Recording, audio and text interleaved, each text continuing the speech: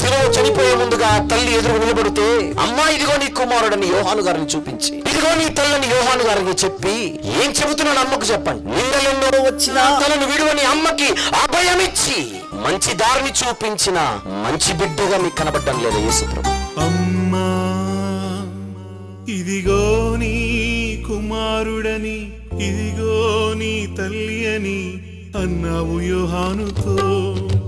అమ్మా ఇదిగో నీ కుమారుడని, ఇదిగో నీ తల్లి అని అన్నావు యోహానుతో.